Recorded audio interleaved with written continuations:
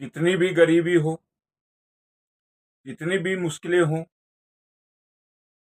भौतिक सुख पाना चाहते हो, पैसा चाहते हो, अमीर बनना चाहते हो, सभी कुछ प्राप्त हो सकता है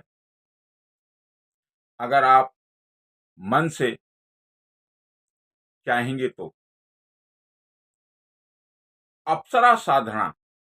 अप्सरा साधना एक ऐसी साधना है जिससे आप किसी भी अप्सरा को खुश करके आप उससे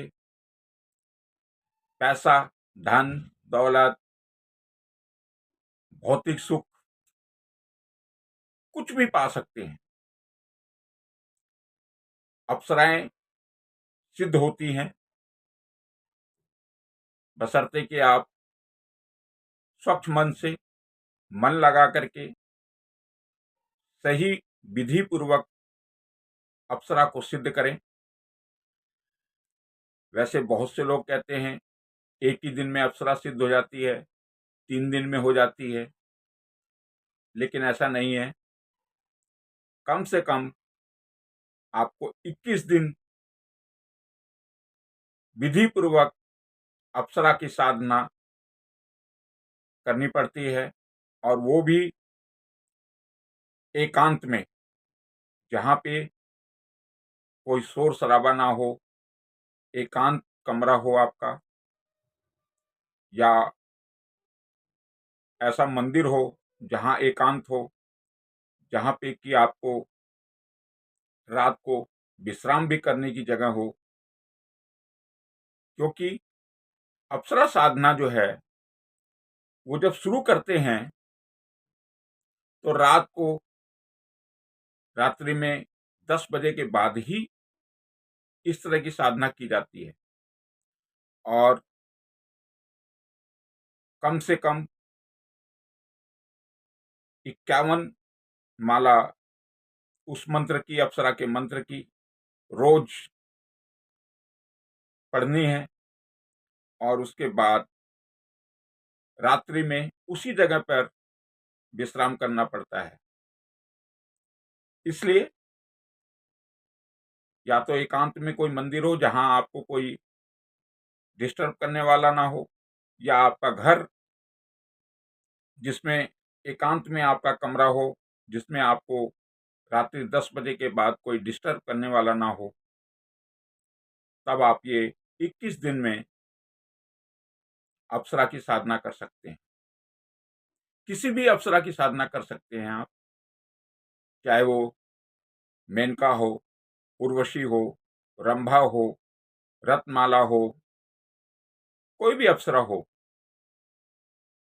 अप्सराएं इंद्रलोक में होती हैं, उनकी भी शक्तियां उतनी ही होती है जितनी और देवी देवताओं की होती है,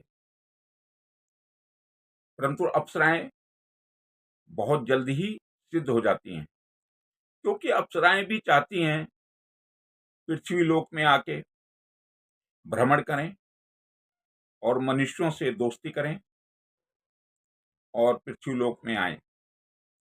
अप्सराएं आप पत्नी के रूप में सिद्ध कर सकते हैं, बहन के रूप में, माता के रूप में, या फिर मित्र के रूप में भी सिद्ध कर सकते हैं। लेकिन सबसे सही बहन के रूप में अप्सरा को सिद्ध करना उचित होता है। इसके लिए आपको कुछ सामग्री की जरूरत पड़ती है, जिसमें कि आपको रुद्राक्ष की माला या स्टिप की माला, इन दोनों में से कोई सी भी एक माला ले लें। उसको अभिमंत्रित करना होता है। अभिमंत्रित कैसे करें उसका भी मैं तरीका बताऊंगा। कौन से मंत्र किस अप्सरा के लिए होता है वह भी मैं बताऊंगा। उस मंत्र से आप 21 मालाएं रोज करके उस अप्सरा को सिद्ध कर सकते हैं और अपने सभी कार्य करवा सकते हैं और आप जवानी की तरफ कदम रखने लग जाते हैं अगर अप्सरा सिद्ध हो जाती है तो। अप्सरा खुद भी बूढ़ी नहीं होती है और जो उसका साधक होता है जिससे वो सिद्ध हो जाती हैं उसको भी बूढ़ा नहीं होने देती है। उसके चेहरे पर एक अलग ही प्रकाश दिखाई देने लग जाता है और उसकी सभी किसी भी तरह की इच्छा हो सभी इच्छाएं पूरी होने लग जाती हैं। किस किस सामान की जरूरत होती है अप्सरा सिद्धि में, क्या भोग लगाना चाहिए, कौन सा मंत्र जपना चाहिए, किस दिन से आरंभ करना चाहिए और किस तरह का वातावरण होना चाहिए, यह सभी बातें मैं बताऊंगा आपको। मैं अगले वीडियो में आपको यह सब बातें बताऊंगा। अभी ये वीडियो बहुत लंबी हो जाएगी, अतः मेरा अगला वीडियो आप देखें और उसमें ये सभी बातें मैं आपको बताऊंगा जिससे आप आसान तरीके से अप्सरा की सिद्धि कर सकते हैं और अपना लाभ उठा सकते हैं। जय श्री राम।